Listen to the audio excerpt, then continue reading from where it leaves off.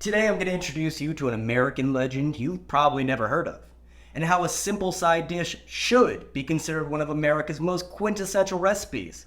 A recipe that, quite possibly, could be more important to Thanksgiving than the turkey. Our story begins with the Native Americans, who harvested wild cranberries long before Europeans set foot on the continent. They recognized the berry's versatility, using it as a food source, a natural dye, and even a healing agent. It was the Mi'kmaq who first introduced French settlers to cranberries in 1606, sweetening them with maple sugar. This berry was used extensively by the Algonquin, Chippewa, Lenni Lenape, and other indigenous peoples. The Lenni Lenape called it ibimi, meaning bitter berry. It was later called cranberry by the European settlers because of the resemblance the fruit's flowers have to the sandhill crane, this leading to its current name. The first cranberry sauce was made by Native Americans, and it was noted that they ate this cranberry sauce with meats by Marc Lescarbot, who observed this in the early 1600s. Mentioned again by the explorer and author John Josselyn in his book New England's Rarities Discovered, he states, while discussing cranberries, the Indians and English use them much, boiling them with sugar for sauce to eat with their meat, and it is a delicate sauce, especially for roast mutton. Some make tarts with them, as with gooseberries. In the mid to late 1600s, the increase in West Indian slave trade brought with it an increase in the availability of refined sugar to New England. Fast forward a century, and we meet Amelia Simmons. Simmons, often considered the mother of American cuisine, penned American Cookery in 1796, the first cookbook written by an American for Americans. In its pages, she blends the old world with the new, artfully incorporating indigenous ingredients into traditional recipes. Her innovative use of cornmeal, cranberries, pumpkins, and turkeys, ingredients native to the Americas, transformed not only recipes, but also our connection to the land and its bounties. Simmons' work wasn't just a list of recipes. It was a declaration of American identity, a culinary manifesto that celebrated the abundance and variety of the United States. Among its pages lies the first documented recipe for cranberry sauce, and maybe, more importantly, its serving suggestion, as an accompaniment to turkey. Not much is known about Amelia Simmons. We know she was an orphan and became a domestic worker. Her life was one of self-reliance and resilience, qualities that you can feel while reading American Cookery. Her resourcefulness in the kitchen was a reflection of the nation's spirit in the aftermath of the Revolutionary War. Her legacy extends far beyond her time, laying the foundation for American cookbooks and food culture. Today, we see her influence in everything from our Thanksgiving turkey to the cornbread on our tables. In fact, her book, American Cookery, is on the list of the Library of Congress's 88 most influential American books, which means it shares this title with the great literary heavyweights like Melville's Moby Dick, Thoreau's Walden, Steinbeck's Grapes of Wrath, Thomas Paine's Common Sense, Harper Lee's To Kill a Mockingbird, and the Federalist Papers. Now, Simmons serving a turkey with cranberry sauce soon became even more iconic. See, in 1863, Abraham Lincoln signed a proclamation that the last Thursday in November, now the fourth Thursday, would be celebrated as Thanksgiving and observed as a national holiday. A year later, in 1864, General Ulysses S. Grant declared that his troops were to be served cranberry sauce with their Thanksgiving feasts. Forward further, and in 1912, Marcus Aran, attorney turned cranberry grower, had an overabundance of cranberries, and rather than let them go to waste, he turned them into a canned jelly sauce. This was the first product of the new Ocean Spray Company. And now more than 80 million pounds of cranberries are eaten during Thanksgiving week alone, every year. Now, before I begin cooking Amelia's cranberry sauce, I want to explain why something may look strange while reading this recipe. That is, why are there so many S words spelled with an F? Originating in the Roman cursive, the long S, or, was simply a version of S used in the middle of words. It coexisted with the round S, which we recognize today, that appeared at the end of words. As the printing press revolutionized publishing in the 15th century, the long S found its way into print. It wasn't just a stylistic quirk.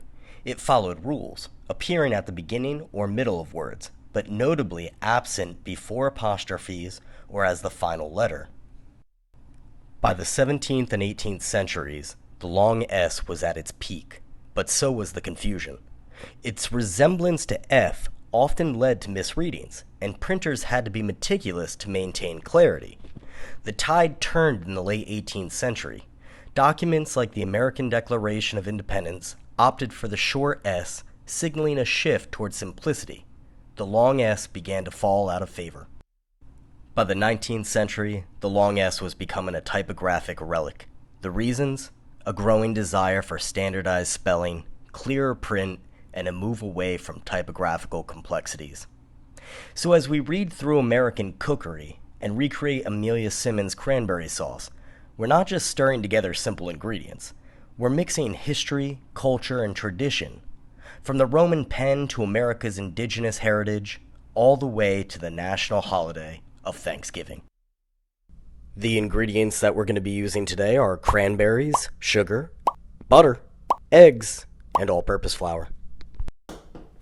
So I'm making both the cranberry sauce and a cranberry tart. The cranberries will be stewed, strained, and sweetened, put into paste number 9, and baked gently. Well, okay, so what is paste number 9? If you continue reading in the book American Cookery, you find that paste number 9 is a royal paste, where you rub 1/2 pound of butter into 1 pound of flour, 4 whites beat to a foam, add 2 yolks, 2 ounces of fine sugar, roll often. Rubbing 1/3 and rolling 2/3 of the butter is best. It's excellent for tarts and apple cakes. So using some modern help with this food processor, I took the 2 cups of flour and about 6 tablespoons of butter and just pulsed it into a fine sand. Now I'm taking 2 egg whites and just whipping them into a foam. Then I'll add that in along with just 1 of the egg yolks. Now, I know that I'm only using 2 eggs when it does say to use 4. However, modern eggs are much larger, so it's usually best to just cut it in half. And just pulse it together until it's well incorporated, throw it into a bowl, and then I'm just going to use my hand to kind of mash it together. Now, forgive me for my voice. I am feeling incredibly under the weather, and I'm hoping to get a little bit better soon, so my voice doesn't sound like this. Interpreting this royal paste number 9, I found to be a little bit challenging. What I did is I rolled out the dough to a few millimeters of thickness, and now I'm taking half of the remaining butter and I'm just smearing it on most of that dough on top. And I'm going to just fold it over and roll it out and repeat the process with the remaining butter. It did become difficult because it was starting to melt and stick to the tabletop, but it ended up working. Rolled it into a nice dough ball, wrapped it in cellophane, and I'm just going to let that sit in the fridge for about a half hour. And now for the cranberry sauce. I used roughly 2 pounds of cranberries. It was probably more than I needed, but just taking the cranberries into a bowl, and I'm going to wash them off, make sure that they're clean, and if I see any nasty ones, get rid of those. So once those cranberries are rinsed off, you're going to put them into a pot and fill that with just enough water to cover the top of the cranberries. I made a little bit of a mistake forgetting that cranberries float, silly me, stupid me, and added just a little bit too much water, which caused my cranberry sauce to be slightly thinner than I would have liked, so just be careful while doing that. What you'll find as the water starts to boil and the cranberries are popping and the skins are coming off is it will start to thicken up. There's an incredible amount of pectin in these cranberries. Now, once it's been boiling for 15 or 20 minutes, you want to strain it if you want a nice jelly-like cranberry sauce, which is kind of what I was going for. So again, because there's so much pectin in cranberries, it does get pretty thick. You only need 1 layer of cheesecloth. I doubled it up, and that was a mistake. Like 20 minutes off camera trying to strain this through. Also, in a kitchen with white cabinets, be careful doing this. This stuff stains everything.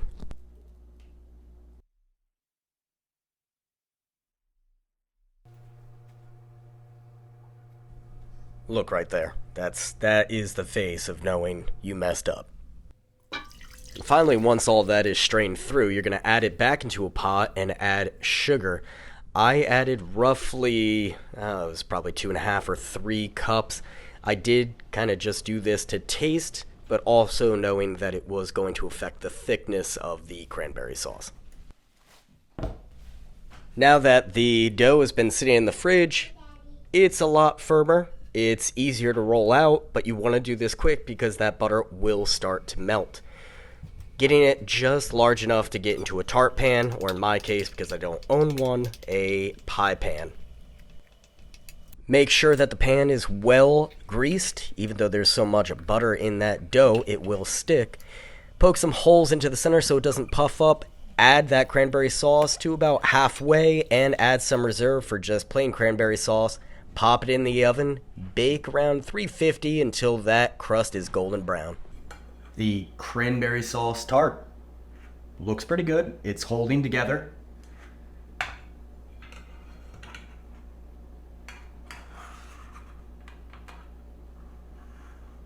It's actually looks decent. All right, let's give this a try.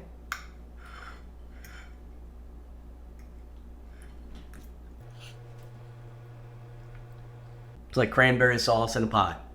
Let's actually just try the cranberry sauce. And I have something. This is supposed to be served with meat. This is my little feast here. Gosh. So let's try this.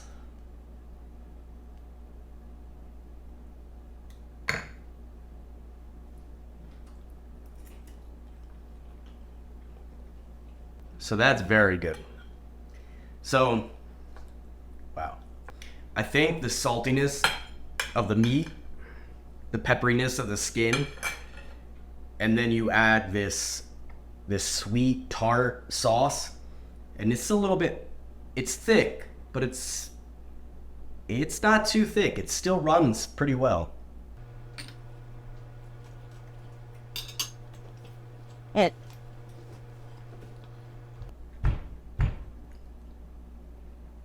That is fantastic.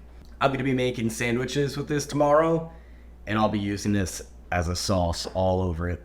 That's fantastic. What a combo.